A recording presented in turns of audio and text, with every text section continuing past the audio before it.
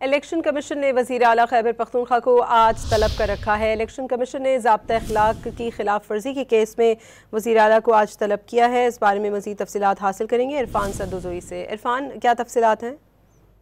जी, गुज़िश्ता समाअत पे election commission ने वज़ीर आला खैबर पख्तूनख्वा को जो नाज़ेबा और धमकी आमेज़ बयानात थे वो इलेक्शन से कबल देने पर इलेक्शन कमीशन तलब किया था, जिसपे उनके वकील पेश हुए थे और उन्होंने कहा था कि हमें बैक वक्त सूबे में भी और जो मरकजी सेक्रेटेरिएट है वहाँ पे भी तलब किया गया, जिसपे चीफ इलेक्शन कमिश्नर ने समाअत के दौरान ये कहा था कि अगर आप यहाँ पे हाजिर होंगे तो आपकी वहाँ से हाजिरी को इस्तिस्ना करार दे दिया जाएगा और हमने चीफ मिनिस्टर को ज़ाती हैसियत में बुलाया है और इलेक्शन रूल्स और इलेक्शन एक्ट के मुताबिक उन्हें ज़ाती हैसियत में ही आना चाहिए। जिस पे अली बुखारी जो उनके वकील थे उन्होंने इसके ऊपर बहस करते हुए वक्त मांगा और उन्होंने कहा कि